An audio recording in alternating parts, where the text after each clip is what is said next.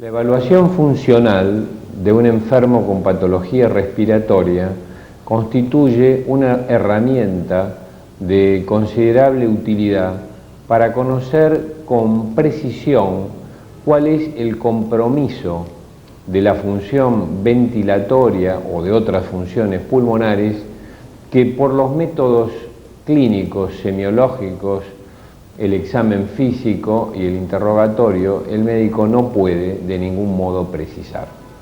Ni aún aquellos que estamos viendo cotidianamente enfermos respiratorios, podemos predecir con exactitud mediana qué grado de compromiso funcional tiene un determinado paciente por el solo hecho de interrogarlo y examinarlo físicamente.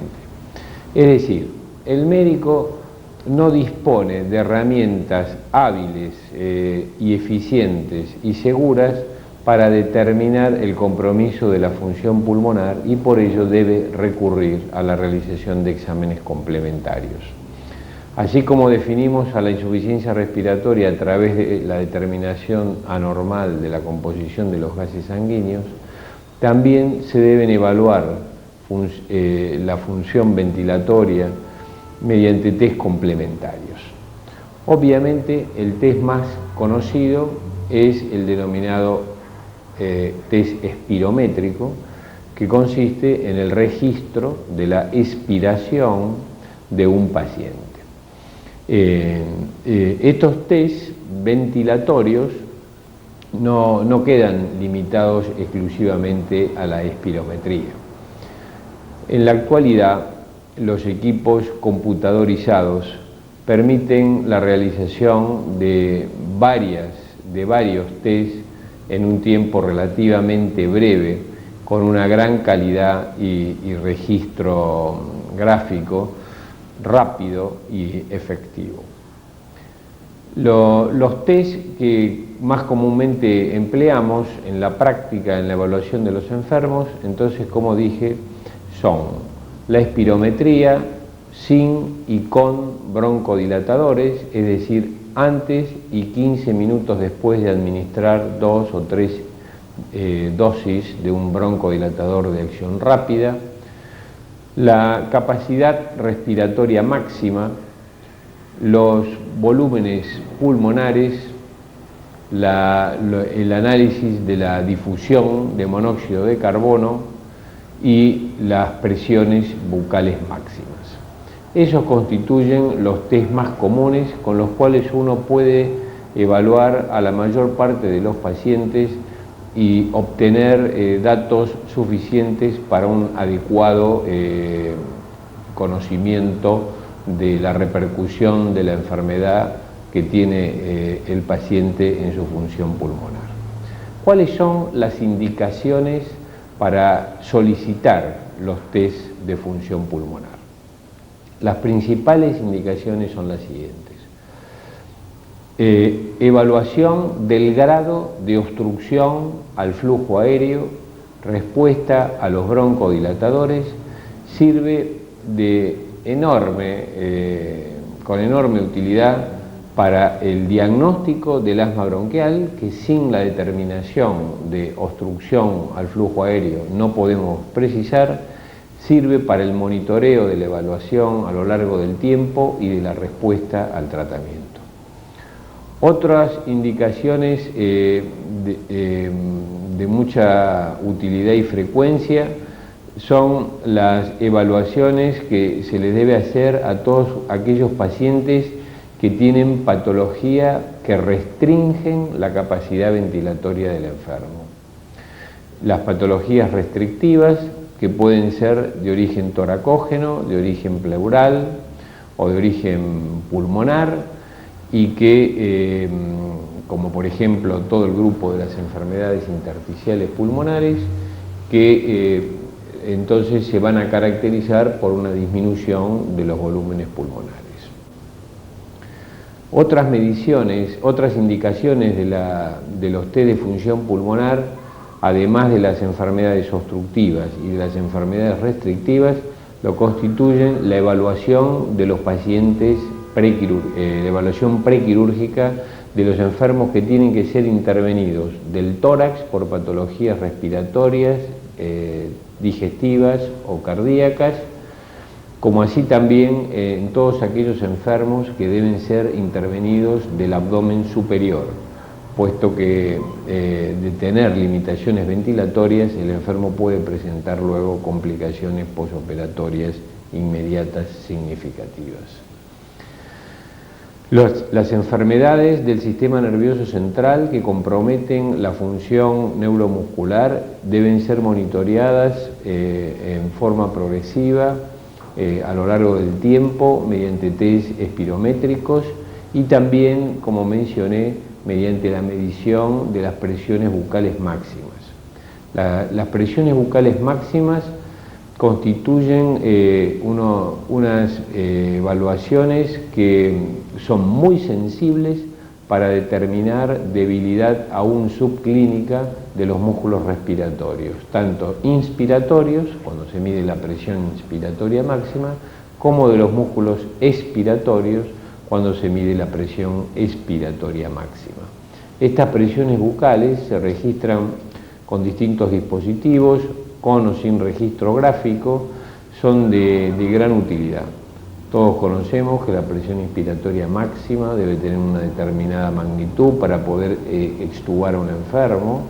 Conocemos la debilidad de los músculos inspiratorios como consecuencia de una enfermedad desmielinizante, una enfermedad de la membrana de la transmisión neuromuscular, la miastenia gravis, o de la debilidad muscular como en una polimiositis. Pero además las presiones bucales se encuentran reducidas significativamente en la patología del diafragma, parálisis diafragmáticas uniobilaterales, y las presiones expiratorias máximas son de suma utilidad como indicación, como un indicador de la eficiencia tusígena. Todos aquellos enfermos que por diversas razones tienen disminuida la eficiencia de los músculos de la cincha abdominal van a tener una tos inefectiva y eso puede atraer aparejados, por ejemplo en el postoperatorio, retención de secreciones y complicaciones.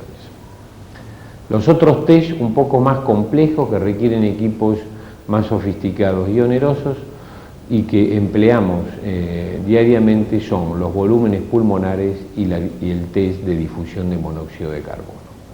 Los volúmenes pulmonares, en especial medir la capacidad pulmonar total, el volumen residual y la relación que hay entre el volumen residual y la capacidad pulmonar total, son de utilidad para estudiar aquellos pacientes que tienen patología obstructiva.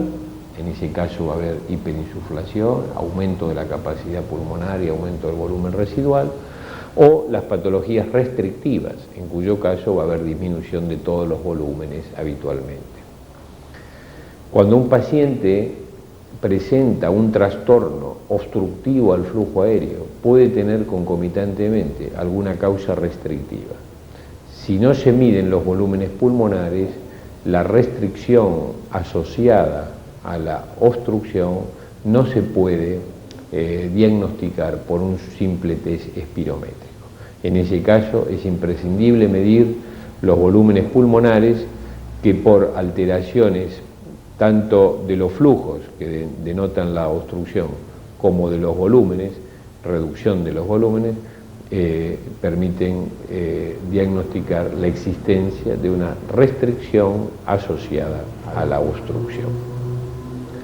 La difusión de monóxido de carbono es un test sumamente útil y precoz en su alteración en las llamadas enfermedades del intersticio pulmonar o, como se dice en la actualidad, enfermedades parenquimatosas difusas del pulmón, fibrosis pulmonares, bronquiolitis obliterantes, etc.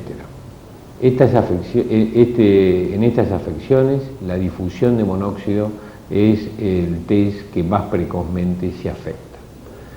¿En qué consiste? En una medición al darle al enfermo a respirar un gas muy difusible como el monóxido, luego ese gas es ofrecido a los alvéolos durante un tiempo de 10 segundos en que el enfermo queda en sin respirar, con los pulmones llenos del gas con una fracción conocida de monóxido, y luego expira y se analiza qué proporción hay en el de monóxido en el aire expirado. De esa forma se calcula cuánto del monóxido que ingresó fue difundido y pasado a la sangre a través de la membrana alveolo-capilar.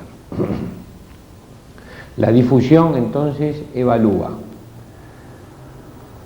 la totalidad del lecho capilar pulmonar y de la superficie alveolar, y también cómo difunden a través de la membrana que separa el capilar del alvéolo, como así también cómo es el flujo sanguíneo a través del pulmón. Es necesario tener presente que un test de difusión reducido puede estar obedeciendo a anormalidades en la superficie de los alvéolos y de los capilares. Ejemplo típico, el enfisema pulmonar. O porque está engrosado la membrana alveolo-capilar, fibrosis pulmonar, o en ocasiones está reducido porque está disminuido el flujo sanguíneo pulmonar. ¿Cuándo está aumentada la difusión? Infrecuentemente. Hay pocas razones de aumento de la difusión. En algunos pacientes con asma está aumentada ligeramente la difusión.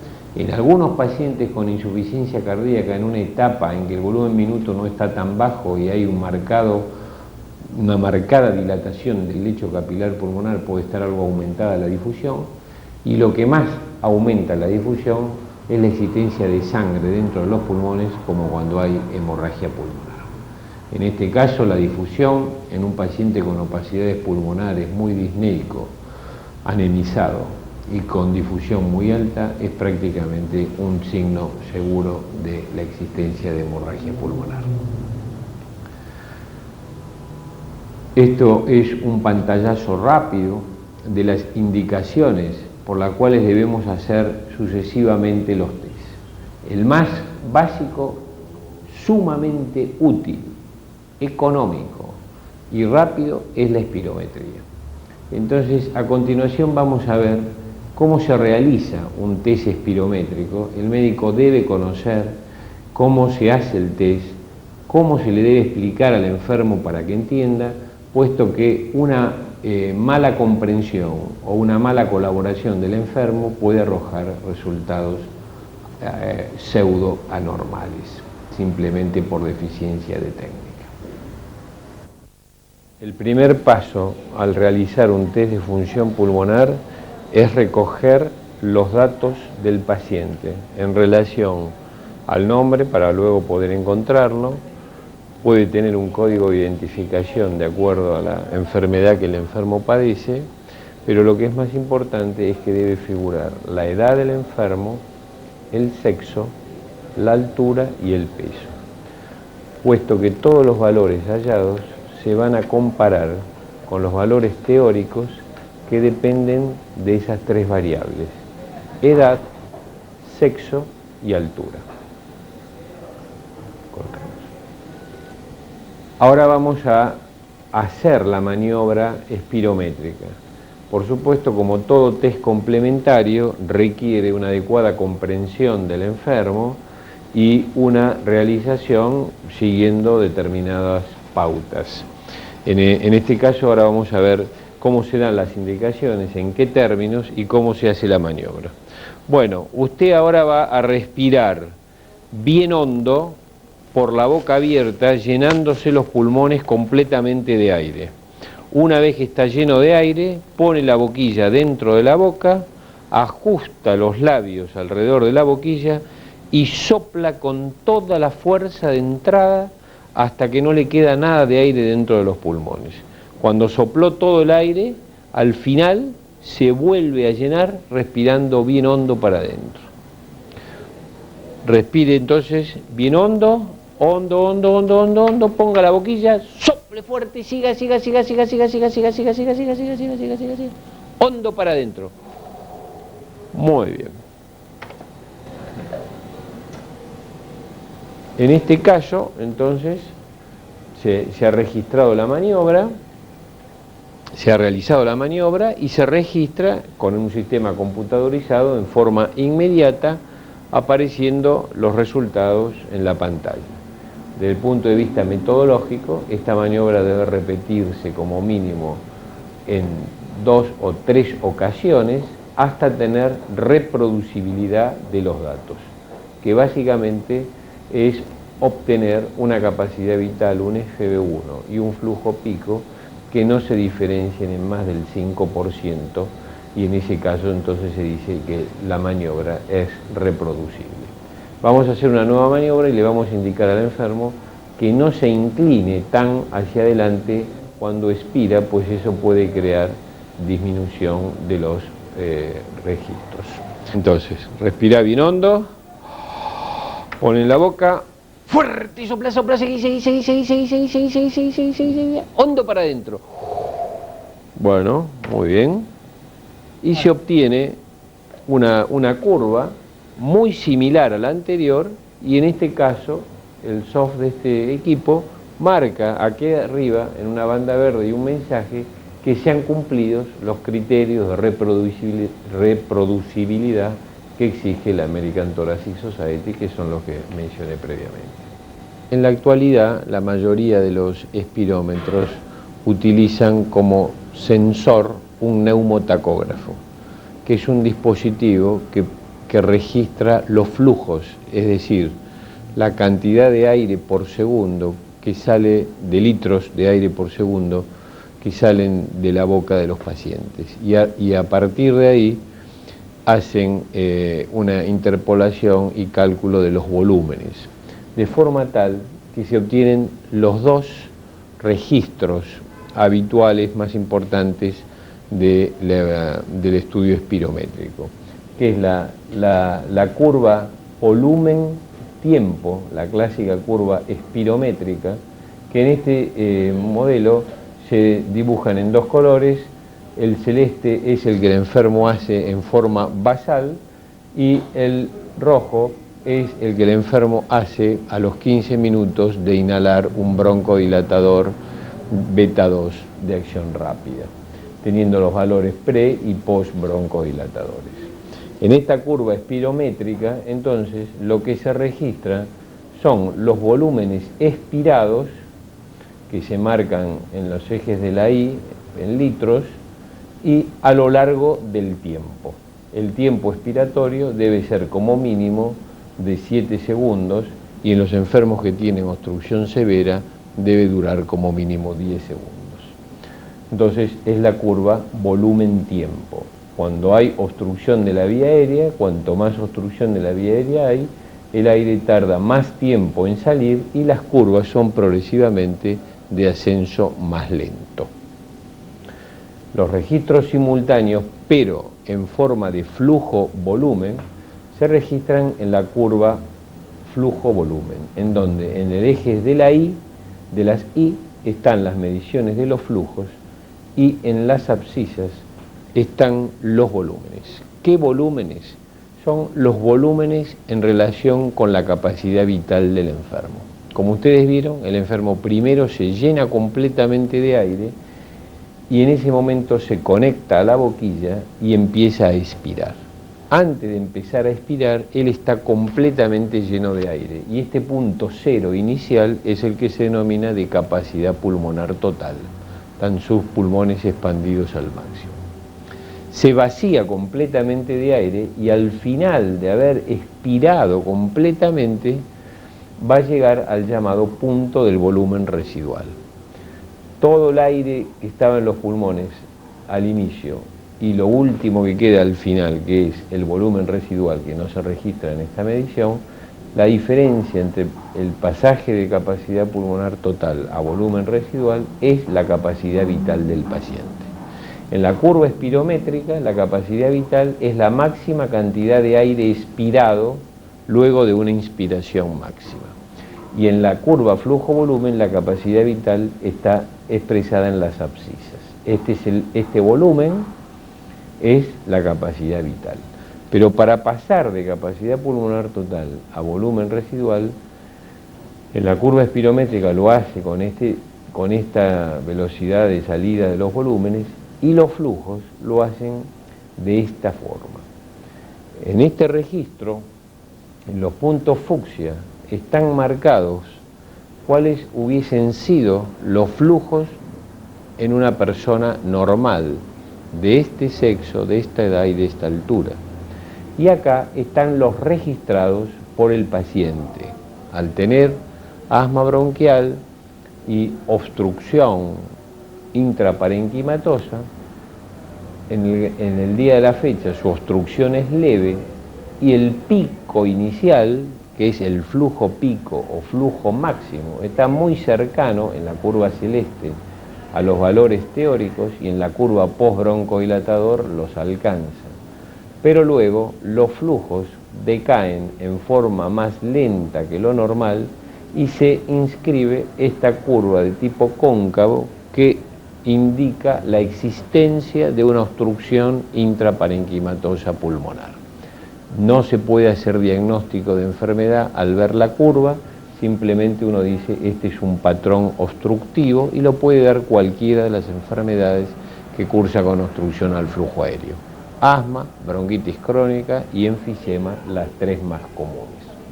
Luego se registran los flujos inspiratorios en una forma cóncava como la que se ve acá, en este caso de forma normal. Acabamos de ver entonces un trastorno obstructivo de grado leve en un asma persistente leve, en el que la curva espirométrica era de un ascenso rápido y había una discreta concavidad en la curva expiratoria. Podemos ver ahora otro ejemplo de una enferma muy fumadora, con diagnóstico de enfisema pulmonar, y qué sucede con su curva espirométrica y curva flujo-volumen. En este caso, ustedes observan que en la curva espirométrica el ascenso es mucho más lento que en el caso anterior, es decir, que a lo largo del tiempo la paciente va logrando hacer una expiración con un volumen que va a estar igualmente reducido y que para terminar vaciándose lo más posible requirió, como se ve acá, 13 segundos. Entonces esta curva de ascenso lento es indicativa de un trastorno obstructivo de grado severo. ¿Cómo se ve en ese caso la curva flujo-volumen? Se observa una curva diferente que la anterior, en donde el pico ahora ya está mucho más reducido, el flujo pico o flujo expiratorio máximo, en este caso no llega a los 2,5 litros por segundo de flujo pico, y luego un descenso también rápido de los flujos expiratorios y luego un vaciamiento hasta volumen residual con flujos muy reducidos. Esta curva, como dije antes, no hace diagnóstico de enfisema, pero sí denota claramente una obstrucción al flujo aéreo de grado severo. ¿Cómo se objetiva eso? Bueno, midiendo. ¿Con qué parámetros hacemos el diagnóstico de obstrucción? Lo hacemos midiendo el volumen expiratorio forzado en el primer segundo, el llamado FEV1, FEV1.